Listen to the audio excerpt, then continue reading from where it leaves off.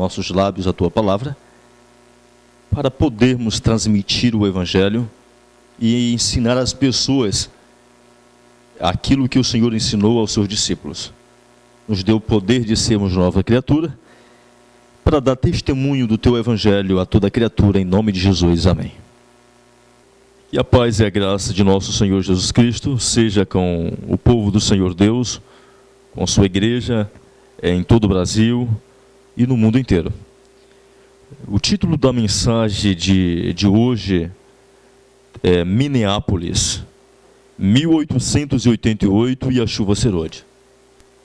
Onde e por que falhamos em receber a chuva serôdia? Iremos iniciar com o livro de 1 Coríntios, capítulo 10, o versículo de 1 ao versículo 11. O apóstolo São Paulo inicia assim: Ora, irmãos, não quero que ignoreis que nossos pais estiveram todos debaixo da nuvem, e todos passaram pelo mar. E todos foram batizados em Moisés, na nuvem e no mar. E todos comeram de uma mesma comida espiritual. E beberam todos de uma mesma bebida espiritual. Porque bebiam da pedra espiritual que os seguia. E a pedra era Cristo. Mas Deus não se agradou da maior parte deles. Por isso foram prostrados todos no deserto. E estas coisas foram-nos feitas em figura, para que não cobicemos as coisas más, como eles cobiçaram. Não vos façais, pois, idólatras, como algum deles, conforme está escrito: o povo assentou-se a comer e a beber, e levantou-se para afogar. E não nos prostituamos, como alguns deles fizeram, e caíram num dia 23.000. E não tentamos a Cristo, como alguns deles também tentaram, e pereceram pelas serpentes. E não murmureis, como também alguns deles murmuraram, e pereceram pelo destruidor. Ora, tudo isto lhes sobreveio como figuras, e estão escritas para aviso nosso, para quem já são chegados os fins dos séculos. O apóstolo São Paulo, ele narra a história do povo de Israel, desde a sua saída da terra do Egito, até a chegada na terra de Canaã. E o apóstolo São Paulo, no versículo 11, ele diz que a história do povo de Israel foi escrita como figura para o povo de Deus dos últimos dias. E ele vem mostrando que a história do povo de Israel iria se repetir na igreja de Deus dos últimos dias. As mesmas apostasias, as mesmas rebeldias, tudo iria repetir-se nos últimos dias. Devemos estudar a Bíblia, devemos comparar texto com texto, um pouco aqui, outro ali, porque a profecia está se cumprindo. O livro de Mensagens Escolhidas, volume 3, a página 338, Ellen G. White comenta esse versículo que acabamos de ler. Ela diz assim: cada um dos antigos profetas falou menos para o seu próprio tempo do que para o nosso tempo, de modo que suas profecias são de utilidades para nós. Estas coisas lhes sobrevieram como exemplos e foram escritas para advertência nossa, de nós outros, sobre quem os fins dos séculos têm chegado. 1 Coríntios, capítulo 10, versículo 11. Moisés, Daniel, Isaías, Jeremias, Ezequiel, Amós, esses homens escreveram menos para os seus próprios dias e muito mais para nós. Então, como povo de Deus, nós devemos abrir a Bíblia e examinar o Velho Testamento. E vamos ver que tudo o que aconteceu, que está escrito no Velho Testamento, está se repetindo nos últimos dias. Na página 339, ela prossegue. A Bíblia acumulou e juntou os seus tesouros para esta última geração. Todos os grandes acontecimentos e solenes realizações da história do Antigo Testamento estão se repetindo na igreja nesses últimos dias. Todos os grandes e solenes.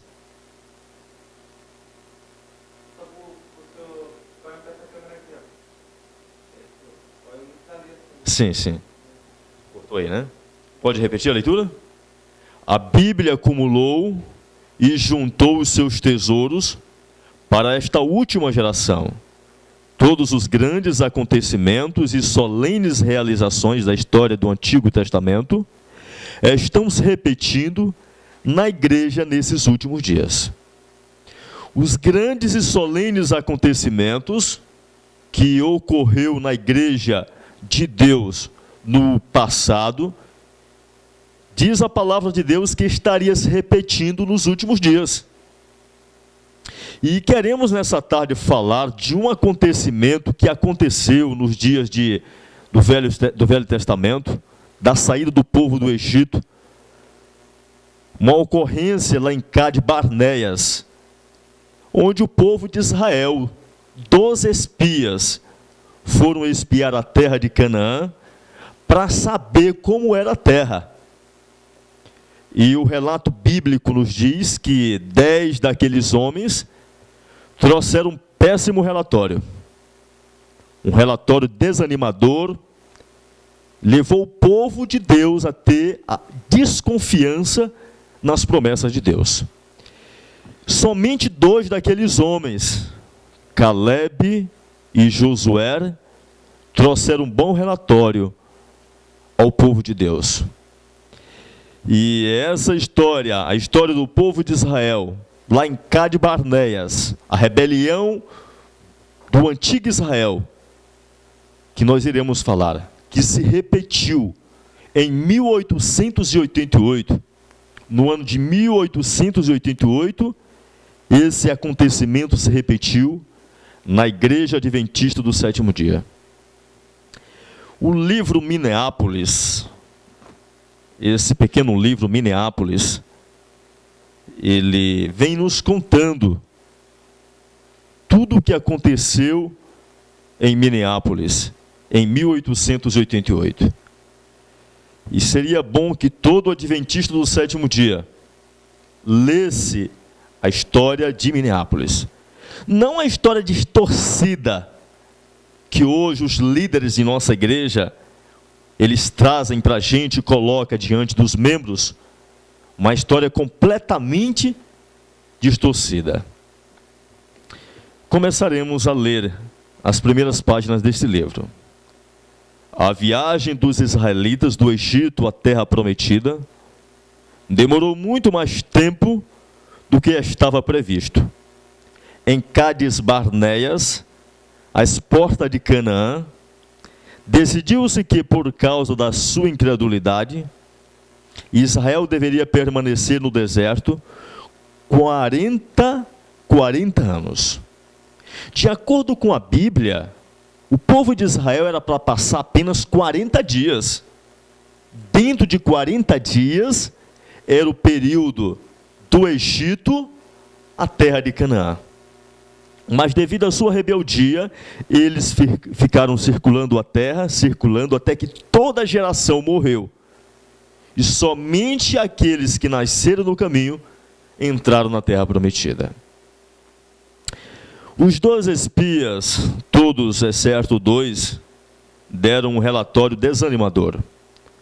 Não tomando em consideração o poder e a direção de Deus, descreveram ao povo as dificuldades que surgiriam na conquista da terra prometida por Deus, de uma maneira exagerada, Diziam que lá havia gigantes, grandes e fortificadas cidades, e um povo forte.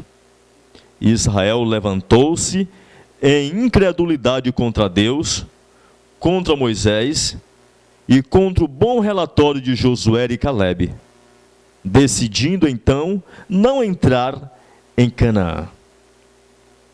A permanência no deserto durante 40 anos, como resultado desta decisão errada, nos é bem conhecida, diz o autor, nos é bem conhecida.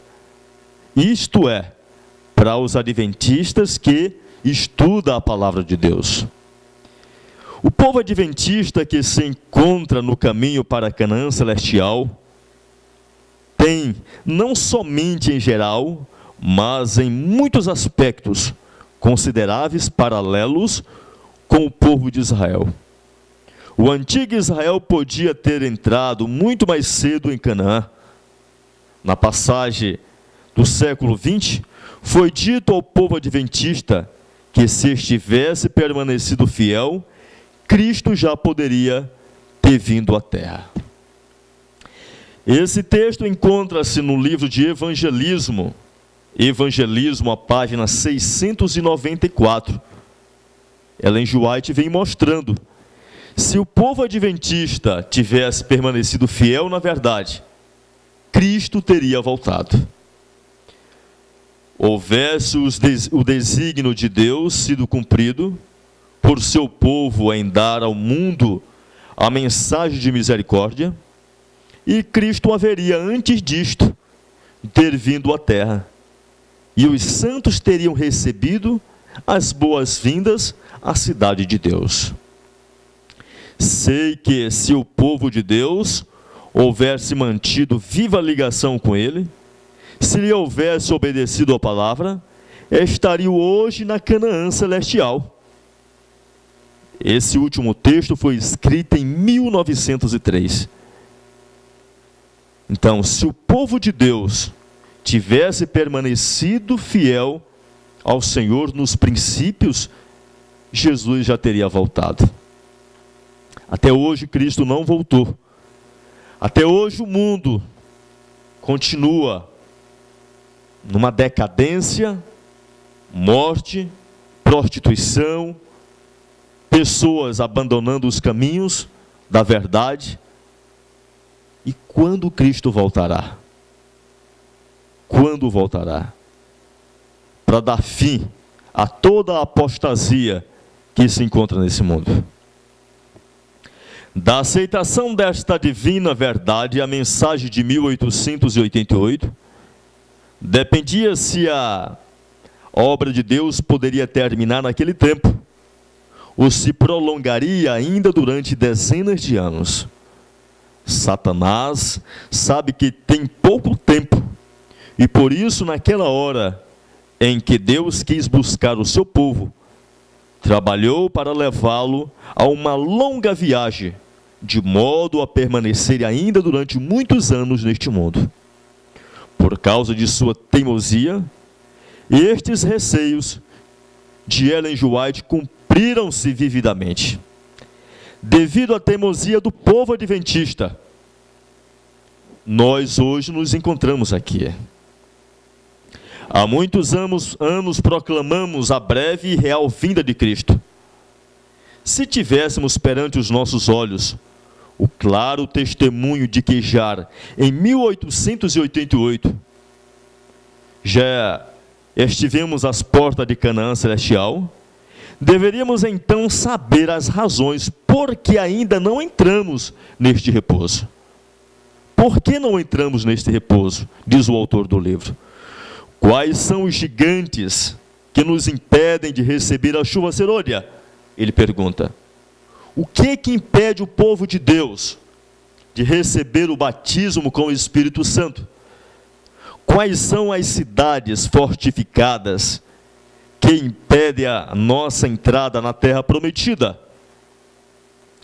Quem fizer seriamente essa pergunta pode realmente encontrar somente a seguinte resposta: o pecado, que cantamos muitas vezes, Mas o que já não acreditamos é que nos era possível alcançar nesta vida a tal liberdade profetizada nesta canção, que nos livrará de todo o pecado e nos dará um coração limpo para podermos entrar lá. É isto que no mais profundo do coração já não acreditamos. Como igreja, nós não acreditamos que seremos capazes de alcançar a vitória sobre o pecado ainda vivos. Irmãos, se nós não alcançarmos a vitória sobre o nosso ego, nossas paixões, enquanto estamos vivos, depois que morrermos, não iremos conseguir. Porque a palavra de Deus diz que quando o ser humano morre, acabou-se sua memória. Ele não tem mais como refazer a sua história. É o pecado que tem nos mantido neste mundo, é o pecado que tem se tornado uma doce canção para a igreja de Laodiceia. É o pecado que nos tem colocado para dormir uma noite e longa, noite de apostasia e de rebelião contra Deus. O autor do livro Minneapolis, 1888, o irmão Zanella, no prefácio de seu livro, ele faz algumas considerações com respeito ao que aconteceu em 1888. Jesus já estava pronto para voltar, diz o autor. A igreja adventista do sétimo dia não estava preparada para recebê-lo. Precisava tornar-se vencedora sobre o mal, o pecado, o ego, os vícios e os defeitos de caráter. Jesus Cristo, ele vai vir, lógico, vai vir buscar uma igreja, vem, mas uma igreja que alcançar completamente a vitória sobre suas paixões, seus vícios e os seus defeitos de caráter. Diz mais. Então Jesus envia-lhe uma mensagem especial para aquela ocasião, através dos pastores Wagner e Jones. Qual seria o conteúdo daquela mensagem? Indaga o autor. E ele responde: como vencer o ego. O conteúdo da mensagem de 1888 era como vencer o ego. E qual é a prova de que a administração da igreja adventista do sétimo dia rejeitou aquela mensagem? O autor indaga. A resposta: Jesus ainda não pôde voltar. A igreja ainda não está preparada para recebê-lo. E ele já poderia ter vindo, de acordo com o que está escrito no livro de Desejado de Todas as Nações, o livro Evangelismo, página 694, Testemunhos para a Igreja, página 450, o Desejado de Todas as Nações, página 634. O Senhor Jesus Cristo já deveria ter voltado se a igreja houvesse se preparado. Em nosso meio há uma ala que se ilude, crendo que aquela mensagem não foi rejeitada. Porém, o que nos diz o Espírito de profecia? Ellen G. White, leitura da Semana de Oração de 1901, diz que a mensagem foi rejeitada. Ela mostra e prova que a mensagem foi rejeitada. Esta é a mensagem para o nosso tempo. É a mensagem que há 13 anos, em 1888, foi dirigida ao nosso povo e que foi rejeitada como se não fosse mensagem alguma. Diz ela. Mas esta é a mensagem, apesar de alguns durante aquele tempo terem fechados os seus olhos, nunca verão claramente.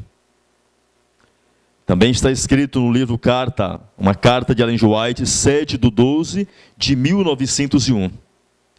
Por causa da resistência, assim como os filhos de Israel, possivelmente devemos permanecer por muitos anos neste mundo. Segundo a vontade de Cristo, porém o seu povo não deveria pôr pecado sobre pecado e acusar a Deus dos resultados dos seus procedimentos errados. E o pastor A.T. Jones, ele definiu categoricamente que a mensagem deveria ter dado início à chuva serolha. Em 1888, a mensagem deveria ter dado início à chuva serolha.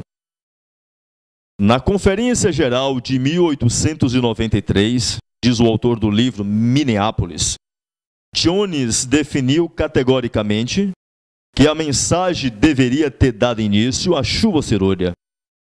Um conhecimento que torna mentirosas todas as declarações atuais que afirmam que a mensagem foi aceita. Hoje, muitas décadas depois, ainda esperamos a chuva serolha. Ouçamos a este respeito A.T. Jones, um dos mensageiros escolhidos da mensagem da chuva serolha.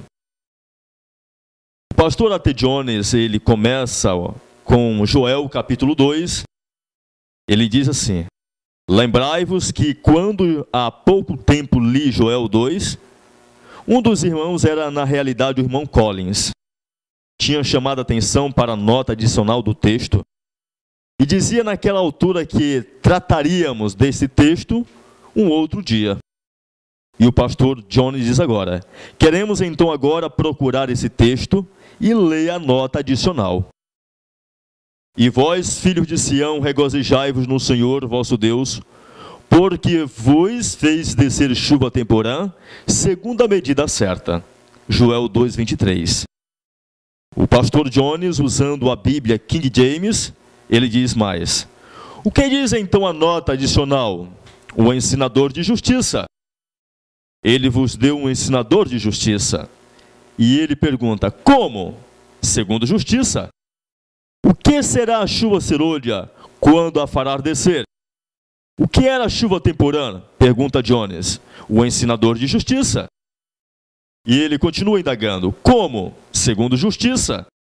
Não é isto exatamente aquilo que nos diz o testemunho naquele artigo que nos foi lido repetidamente? Pastor Jones continua: o alto clamor do terceiro anjo, a chuva serolha, iniciou na mensagem da justiça de Cristo. Diz o pastor A.T. Jones. Pastor Jones diz que a chuva serolha, em 1888, iniciou com a mensagem Cristo, justiça nossa. Não é isto aquilo que Joel já tinha dito? Não estava a nossa vista fechada para não vermos isto? Não necessitamos de uma consagração? Irmãos, o que em todo o mundo necessitamos mais do que isto? Que contentes deveríamos estar por Deus dar o seu Espírito aos profetas para nos mostrar o que não tínhamos visto? Que imensamente contentes deveríamos estar em consideração disto? Diz o pastor Jones. Então a chuva serolha, o alto clamor, é segundo a Escritura e os testemunhos, a doutrina da justiça, ou seja, segundo justiça. O alto clamor seria a doutrina da justificação pela fé. Ou seja, a mensagem da justificação pela fé é um ensinador de justiça. Ela nos ensina a vitória sobre o pecado. Ou seja, o Evangelho eterno é o ensinamento de Deus, ensinando o seu povo a vencer o diabo, a carne e o mundo. Isso é o Evangelho. Ontem eu estava conversando com uma pessoa, ele era adventista e está afastado. E ele falou para mim: Valdeci, eu sei o que é o Evangelho. Eu digo: pois diga o que é o Evangelho. E ele disse: o Evangelho é os 10 mandamentos. Eu disse: você tem certeza que o Evangelho é os 10 mandamentos? Ele disse sim. Eu falei: tudo bem. Eu falei: meu amigo, os 10 mandamentos, ele te dá poder de alguma forma para você deixar de pecar? Não. Então o Evangelho não é os 10 mandamentos. Jones define e mostra que o Evangelho representa a mensagem da justificação pela fé. O pastor Jones continua: depois de ter aplicado tão claramente o que era a mensagem, A.T. Jones continua e prova que a mensagem não foi aceita. E ele continua: então, irmãos, quando começou aquela mensagem da justiça de Cristo entre nós como povo? Os irmãos da igreja respondem: um ou dois anos. Há quantos anos? Jones indaga. Os irmãos respondem: 3 ou 4. Se Jones responde 4, e ele pergunta: onde foi rejeitado aquela mensagem? Os irmãos da igreja respondem: em Minneapolis. Jones continua: o que rejeitaram os irmãos em Minneapolis? Os irmãos da igreja responderam: o alto clamor. O que é aquela mensagem da justiça de Cristo? Pergunta Jones. Os irmãos respondem: o testemunho disse no que é o alto clamor, a chuva serôdia. O que é então que os irmãos rejeitaram com a sua posição errada em Minneapolis? Pergunta Jones. E ele mesmo responde: eles rejeitaram a chuva serôdia, o alto clamor da terceira mensagem angélica. E ele continua: irmãos, não é isto triste? Os irmãos naturalmente não sabiam o que faziam. O Espírito de Deus, porém, estava presente e lhes falou ou não? Pergunta ele. O que aconteceu, porém, quando rejeitaram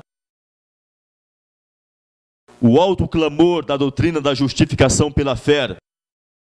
E quando o Espírito de Deus, através de sua profetisa, nos dizia o que estávamos a fazer? Então puseram de parte também a profetisa, tanto como todos os outros. Isto era o mais natural. Irmãos, já é tempo de refletir sobre isto com sobriedade e precisão. Este relato que estamos lendo é uma compilação dos escritos do pastor Jones e um dos seus sermãos, mostrando que a mensagem que Deus enviou em 1888 iniciou-se no derramamento do Espírito Santo, da chuva serôdia, que foi o alto clamor. E aquela mensagem, ou seja, o quarto anjo, o alto clamor, regressa, porque ele não foi bem recepcionado. A liderança da nossa igreja não recepcionou o quarto anjo, não deu crédito à mensagem que Deus enviou em 1888 através daqueles 2 pioneiros. O quarto anjo regressa.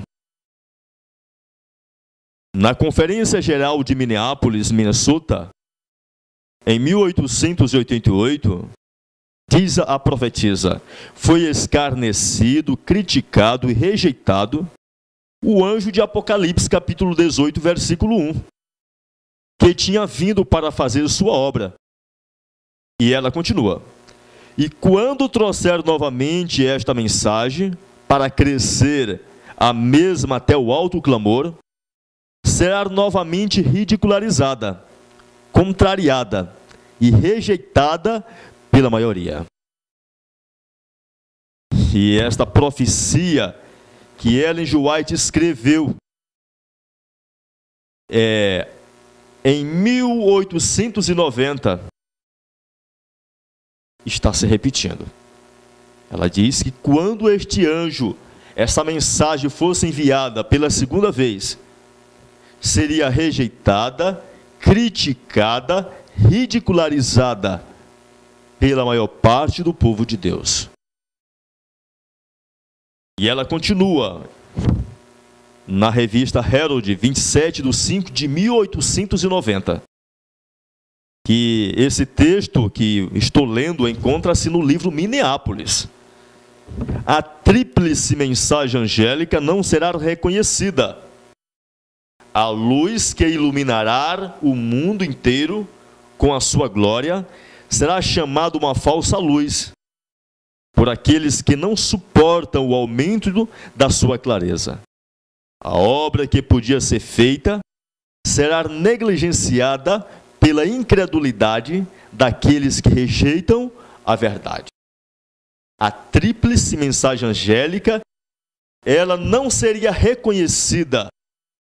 Isso significa que hoje, como igreja, como organização, nós, os adventistas do sétimo dia, como organização, não está pregando a tríplice mensagem angélica. Não está proclamando ao mundo o evangelho eterno. É muito triste falar, mas é a verdade, e eu não poderia deixar de falar a verdade, porque o sangue das almas recairia sobre a minha cabeça.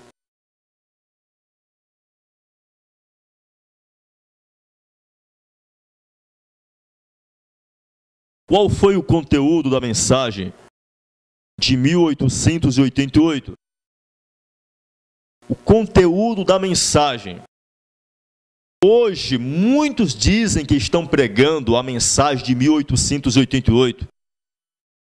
Muitos grupos leigos, a própria liderança da Igreja Adventista do Sétimo Dia. Mas, para saber realmente se estamos pregando a mensagem de 1888, nós temos que ir agora ao conteúdo dela, ao cerne daquela mensagem, ao âmago daquela mensagem. Vamos aqui fazer um breve relatório do conteúdo daquela mensagem. Primeiro, Jones, em 1888, ele trouxe uma mensagem para a igreja. E nessa mensagem estava contido o seguinte ensinamento: que natureza pecaminosa não é pecado. Por quê? O mundo evangélico, os protestantes, juntamente com aquele povo naqueles dias, eles acreditavam e acreditam até hoje que natureza pecaminosa é pecado. Ou seja, se natureza pecaminosa é pecado, então isso significa que eu irei pecar até a volta de Jesus. E aonde fica o fechamento da porta da graça? Por quê? Porque até a volta de Jesus irei permanecer com a minha natureza pecaminosa. Então o conteúdo daquela mensagem foi que natureza pecaminosa não é pecado. Ou seja, pecado é uma escolha voluntária do ser humano por sua máquina, sua natureza em funcionamento. Terceiro, o pastor Jones, ele veio mostrar também na sua mensagem que perdão é a completa libertação do pecado. Por quê? Porque hoje, no mundo evangélico, dentro de nossa igreja e na época, as pessoas acreditavam e acreditam que ele peca, pede perdão e foi libertado. Foi batizado e é libertado. Mas ele continua com os mesmos hábitos, com a mesma vida pecaminosa, com as mesmas brincadeiras, com as mesmas gargalhadas, com as mesmas roupas, com o mesmo estilo de vida. O pastor Jones, ele veio mostrar que perdão é a transformação completa do ser humano. Vamos ver no livro de 1 São João, o que é que acontece quando Deus perdoa o ser humano. 1 São João capítulo 1, versículo 9. Se confessarmos os nossos pecados, Ele, Jesus Cristo, é fiel e justo para nos perdoar os pecados e nos purifica de toda a injustiça. Ou seja, quando o ser humano confessa, pede perdão, duas coisas acontecem. No momento em que Deus perdoa o ser humano. Primeiro, ele perdoa, ele cancela a culpa do ser humano. Segundo, ele purifica o ser humano do pecado. Isso significa que o ser humano, ele agora passa a viver uma vida sem pecado dentro dele. No seu livro Cristo Nossa Justiça, esse foi um livro que o pastor Jones pregou com ele, através dele, nas reuniões de Minneapolis. Toda manhã de suas pregações foi usado este livro, que eram os manuscritos na época, e mais tarde foi publicado um livro, não pela organização. E ele, usando a história do sumo sacerdote Josué, e ele vem mostrando como é que acontece a libertação do ser humano e o que é perdão. Ele diz: Deus me mostrou o sumo sacerdote Josué, o qual estava diante do anjo do Senhor, e Satanás estava à mão direita dele, para se lhe opor. Mas o Senhor disse a Satanás: o Senhor te repreende, ó Satanás. Sim, o Senhor que escolheu Jerusalém te repreende. Não é este um tição tirado do fogo? Ora, Josué, trajado de vestes sujas, estava diante do anjo. Tomou este a palavra e disse aos que estavam diante deles: tira-lhe as vestes sujas. A Josué disse: eis que tenho feito que passe diante a tua iniquidade. Ou seja, o profeta começa a mostrar que Josué estava com roupas sujas. O diabo estava acusando Josué de dia e de noite. O profeta continua o seu relato mostrando que as vestes sujas representavam o pecado, a sua iniquidade. Ou seja, que no momento em que Deus perdoou o sumo sacerdote Josué, suas vestes foram mudadas, e as suas vestes representavam o seu pecado, o seu caráter defeituoso. Então isso significa que quando Deus perdoa o homem, Deus tira as suas vestes imundas. Ele já não aparece mais diante de Deus com uma vida pecaminosa da qual ele tinha antes, com as vestes sujas. Esse foi o esclarecimento, o ensinamento do que significava e o que significa justificação pela fé, que o pastor Jones e o Wagner trouxe em 1888. Eis que tenho feito que passe diante de ti a tua iniquidade, e te vestirei de finos trajes. E disse eu: põe-lhe um turbante limpo sobre a cabeça. Puseram-lhe, pois, sobre a cabeça um turbante limpo, e vestiram com trajes próprios. E o anjo do Senhor estava ali. Pastor Jones Wagner agora comenta esse texto. Nota-se no mencionado texto que o afastamento das vestes sujas equivale à remoção da iniquidade da pessoa.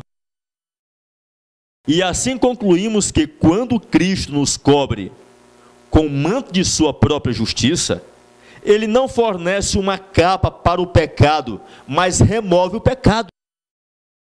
Ou seja, Jones está mostrando aqui que a justiça de Cristo não é uma capa para encobrir pecados acariciados. Ele vem mostrando que quando um ser humano ele é coberto com a justiça de Cristo, Jesus não cobre ele com seus pecados. De maneira nenhuma. De maneira nenhuma, irmãos. A justiça de Cristo não é o manto para encobrir pecados acariciados. Então isso significa, se eu continuo acariciando o pecado, se eu continuo acariciando desejos pecaminosos, então isso significa que eu não tenho as vestes da justiça de Cristo. Isso significa que eu estou nu. Então isso significa, se eu morrer hoje, ou se Cristo voltasse, eu estaria perdido para sempre. Essa foi a mensagem, a explicação, mostrando para a igreja naqueles dias, porque ela estava completamente cega com respeito à justificação, o perdão de Deus. Continuemos. E isso prova que o perdão dos pecados é algo mais que uma mera formalidade. Continuemos. Algo mais que uma simples inscrição no livro de registro da igreja e do céu. Ou seja, novo nascimento não é simplesmente você ter o nome no livro da igreja. E isso não é novo nascimento. Continuemos mais. Para efeito de cancelamento dos pecados. A remissão dos pecados é uma realidade. É alguma coisa palpável. Algo que afeta vitalmente o indivíduo. Isenta-o verdadeiramente da culpa. E se ele é eximido do delito, sendo justificado ou feito justo, certamente opera-se nele uma mudança radical. Ou seja, no momento em que Deus perdoa o ser humano, ocorre na vida do ser humano uma mudança radical, completamente. Naquele momento, a sua mente foi transformada, porque antes ele tinha mente de Satanás, agora ele passa a ter a mente de Jesus Cristo, com natureza pecaminosa. E mais. E se ele é eximido do delito, sendo justificado ou feito justo, certamente opera-se nele uma mudança radical. E ele torna-se de fato outra pessoa. Pois ele obteve em Cristo essa justiça para a remissão dos pecados. Conseguiu-a somente por ter se revestido de Cristo. Mas se alguém estar em Cristo, o que diz a Bíblia? É nova criatura. 2 Coríntios capítulo 5, versículo 17. E desse modo, pleno e livre perdão dos pecados, traz consigo uma maravilhosa e miraculosa mudança, conhecida como novo nascimento. Então, o perdão dos pecados traz o quê? O novo nascimento. Ou seja, a nossa igreja, eu não falo das outras igrejas, eu estou aqui tratando da nossa igreja, está tão preocupado em alcançar a santificação, que não tem se preocupado com o novo nascimento. Pois ninguém se torna um adulto sem primeiro nascer do ventre da mãe.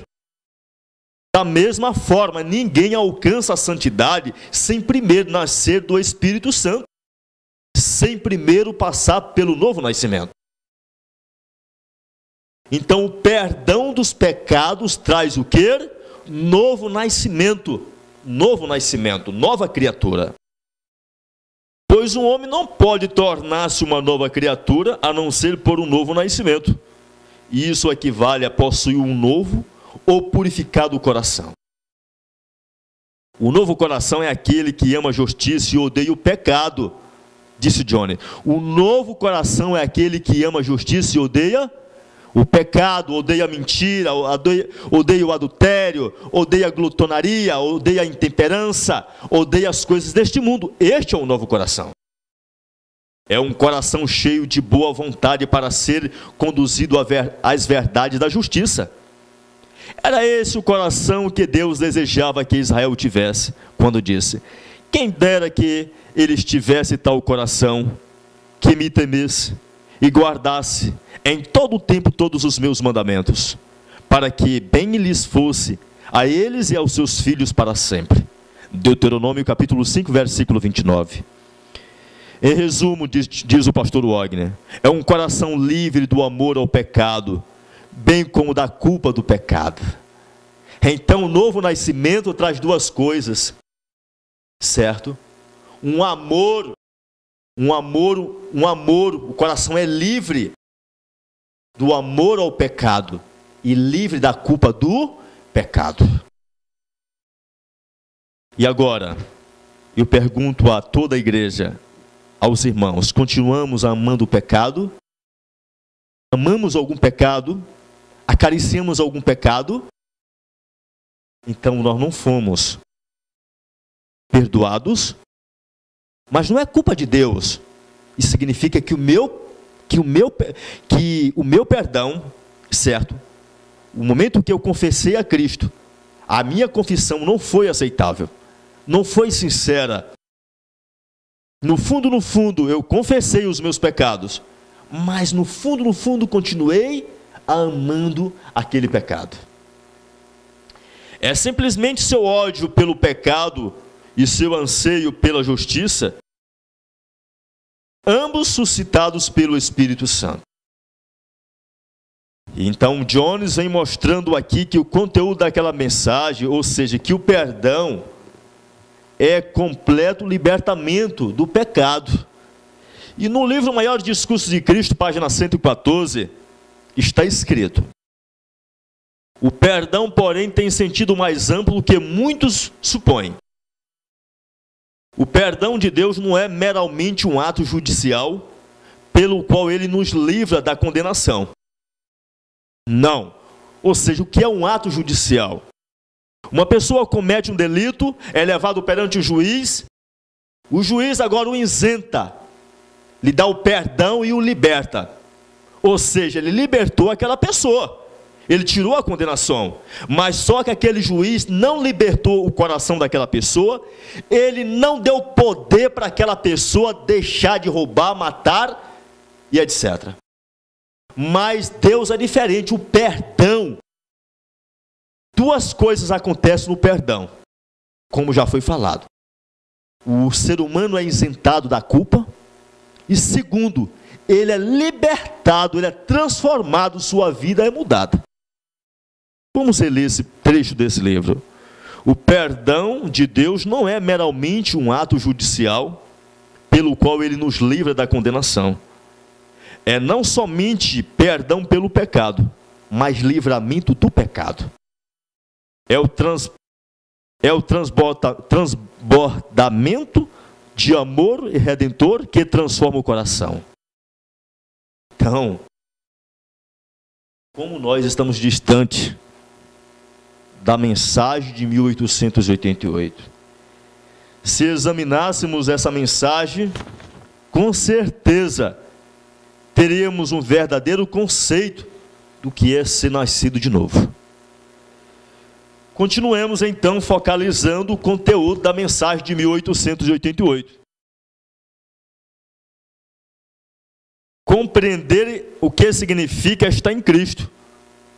Ou seja, Jones chamou a atenção da igreja naqueles dias que a igreja deveria entender o que significa estar em Cristo. Muitas pessoas dizem: não, nós estamos em Cristo, estamos em Cristo, estamos em Cristo. Vamos saber agora o que significa estar em Cristo? Vamos lá então.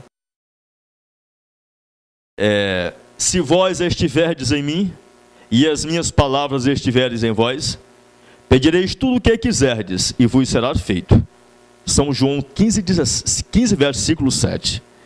Entendemos essas suas palavras assim: se vós estiverdes em mim, ou seja, se vocês estiverem constantemente participando da minha vida, ciente de que vocês estiveram em mim, na minha encarnação, e portanto estão unidos à divindade. Ou seja, estar em Cristo é o crente entender que ele esteve na pessoa de Jesus Cristo quando ele nasceu do ventre de Maria. Por quê? Quando Jesus, Deus eterno, entrou no ventre de Maria, humanizou-se, ali era a humanidade, sua humanidade era a humanidade de todo ser humano. Então todo ser humano estava naquela humanidade.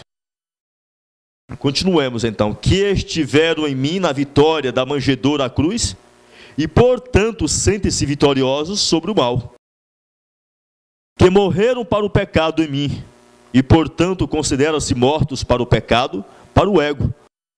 que estão crucificados comigo, que ressuscitaram comigo e, portanto, vivem vitoriosamente pelo poder da minha palavra, que estão assentados ao lado direito do Altíssimo em mim, participando da expiação, intercedendo pelos homens, numa atitude de compassivo amor, que estão em mim por todas as eras vindouras. Por quê? Porque Jesus Cristo, quando subiu ao céu, ele subiu com a sua humanidade. Lá no céu, o livro de 1 Timóteo, capítulo 2, versículo 5, diz que quem está intercedendo pela humanidade é Jesus Cristo, Deus homem. Ou seja, quem está lá no céu intercedendo pela humanidade é Deus revestido de humanidade, só que com uma humanidade glorificada. Certo? Então, hoje nós devemos entender que estar em Cristo significa que nós estivemos nele, certo? Durante a sua vitória sobre o pecado. E quando ele venceu o diabo no deserto, era toda a humanidade que estava lá. Quando ele morreu na cruz do Calvário, foi a humanidade que morreu em Jesus. Quando ele foi batizado, foi a humanidade batizada em Jesus. Quando ele ressuscitou e teve a vitória sobre o pecado, foi a humanidade que ressuscitou. Então, se eu estava em Jesus quando ele teve a vitória sobre o diabo lá no deserto, então isso significa, se eu hoje estiver Jesus na minha vida, terei também a vitória sobre o pecado. Continuemos mais. Que todos os homens estão legal e objetivamente em mim, e que tudo o que vocês lhes fizerem, seja bom ou seja mal, a mim fazem. As minhas palavras estiverem em vós, se a citardes na hora da tentação, como eu fiz, pedireis tudo o que quiserdes, qualquer vitória sobre o ego, sobre qualquer tentação, e vos será feito. As minhas palavras o farão em vocês. Uma maneira similar de nos fornecer o cheque em branco são as seguintes palavras: quem permanece em mim e eu nele é equivalente a se as minhas palavras permanecerem em vocês. Esse dá muito fruto. Mas se ser justificado pela fé, precavendo-se contra o formalismo. E sejamos, entretanto, alerta contra o formalismo, supondo que a justificação pela fé seja apenas uma concordância e aceitação mental de uma doutrina. Completamente errado. Mas Jones veio mostrar que o conteúdo da mensagem de 1888 é manter uma vida devocional e eficaz, manter 3 períodos diários de oração particular, reservar 1 hora diária de meditação bíblica sobre a vida de Jesus, realizar o culto familiar de manhã e à noite, desenvolver o hábito de manter a mente em ininterrupta comunhão com Deus, frequentar a igreja, envolver-se pessoalmente em auxiliar os seus semelhantes. Esse é um dos conteúdos da mensagem de 1888. Jones veio mostrar que sem comunhão com Deus, sem 3 períodos de oração, como Jesus fazia, como Daniel fez, o ser humano não terá vitória sobre o pecado. Aprender a viver pela fé no poder criador da palavra de Deus, citada a cada tentação, seguindo o exemplo de Cristo. Quando houver na face da terra um representativo povo que aprendeu a vencer as tentações, valendo-se do método que Jesus usou, ele voltará. Agora temos explanado resumidamente os tópicos que formam a estrutura básica da mensagem de 1888. Então aqui nós temos um tópico da estrutura daquela mensagem. E um desses tópicos é aprender a vencer toda a tentação, citando a palavra de Deus no momento da tentação. Mas para citar a palavra, precisa se ler. Os membros não têm tempo para ler a Bíblia. A igreja não tem tempo para ler a Bíblia. Quando algum crente lê a Bíblia, é para fazer apostas na igreja sobre responder questões bíblicas. Aí ele pega a Bíblia e vai ler um pouco. E isto é na igreja adventista, nas igrejas evangélicas e todas as igrejas. Os membros não compreendem, não conhecem coisa nenhuma de Bíblia. Confia suas almas aos pastores. E por isso estão quase todos perdidos. Continuemos então. Deve haver perfeita unidade com respeito ao que é a mensagem de 1888, o que seja a estrutura. Muitos pregadores sobem ao púlpito para pregar sobre justificação pela fé e dizem: irmão, hoje nós vamos falar sobre justificação pela fé. E começa a falar de técnica e diz: irmão, justificação pela fé é imputada, justificação pela fé é comunicada, e começa aquela ladainha que parece mais uma missa católica. Não sabe chegar e mostrar que a justificação pela fé é a completa libertação, vitória sobre o pecado, através do poder da palavra de Deus, de uma plena comunhão em Jesus Cristo. E a palavra de Deus nos diz que nós devemos estar unidos. Unidos. Mensagens Escolhidas, volume 3, página 412. Diz assim: Univos, mas não devemos unir-nos com os que apostatam da fé. Não. Devemos estar unidos com aqueles que crêem, praticam e ensinam a verdade. Devemos estar unidos dessa forma, na plataforma da verdade que Deus enviou em 1888. Algumas pessoas disseram para mim, alguns colegas, pessoas boas: Valdecir, nem todos pode pensar como você pensa. É lógico. Nem todos entendem a mensagem de 1888 como você entende. Eu digo errado. Erradíssimo. Certo? Devemos entender a mensagem de 1888. Todos nós devemos ter um só pensamento, uma unidade na fé. Certo? Não deve haver divergência com respeito ao que é a palavra de Deus, o que é a mensagem de 1888. Olha o que o pastor Wagner, no seu livro Boas Novas aos Gálatas, página 28 ao 29, fala com respeito à unidade no Evangelho.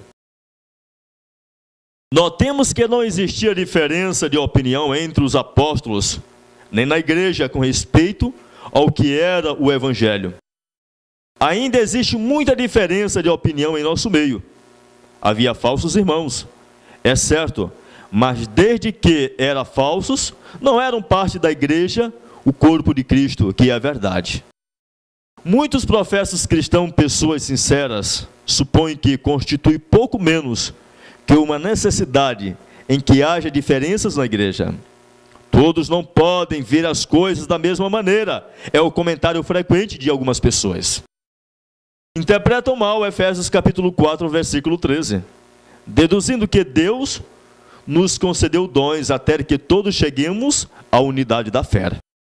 Mas o ensino da palavra é que na unidade da fé e no conhecimento do Filho de Deus, cheguemos a um estado perfeito, na maturidade da plenitude de Cristo. Há apenas uma fé, a fé de Jesus, como também há um só Senhor. E aqueles que careçam dessa fé, necessariamente, estarão desprovidos de Cristo. A palavra de Deus é verdade, e sua palavra é luz. Só um homem cego pode deixar de apreciar o esplendor da luz, que é a mensagem de 1888, diz Jones no seu livro Gálatas. Jones mostrando isso para a liderança da igreja adventista naqueles dias. Jones estava chamando eles de cegos, porque eles diziam que tinha a verdade, eles diziam que tinha a mensagem de 1888, Jones diz: já que vocês dizem que tem a mensagem, que prega o evangelho, então por que vocês não reconhecem o evangelho que Deus nos deu a pregar nessa igreja? É hoje o que está acontecendo em nosso meio, entre muitos grupos leigos. Muitos dizem que estão pregando o evangelho. Mas será que estão pregando o evangelho? Será que o evangelho que hoje a nossa liderança, como muitos grupos leigos estão pregando, está nos ensinando a vitória sobre o pecado? Tem mostrado aquilo que Jones mostrou? Eu tenho lido muitos escritos. Aqui no Brasil, por exemplo, existem alguns grupos leigos que têm publicado muitos livros do pastor Colin, do pastor Rosso, outros livros, mas dentro desses livros eu não consigo olhar uma única fatia do evangelho. Esses livros só vêm mostrando que o Papa é a besta, vem mostrando que a igreja fala neurolinguístico, vem mostrando sobre hipnose, vem mostrando sobre futebol, mas não vem falando o que é o evangelho. Não vem trazendo os escritos de Jones e do pastor Wagner. Infelizmente, não vem nos ensinando a mensagem de 1888. Iremos fazer uma oração e logo retornaremos com a palavra do Senhor. Querido Deus, Pai eterno, agradeço ao Senhor por tua bondade, Senhor. Ajude tua igreja, ajude o teu povo, ajude-me, Senhor, a termos uma compreensão da verdade, porque somente a verdade salva. Em teu nome oramos e o agradecemos. Amém.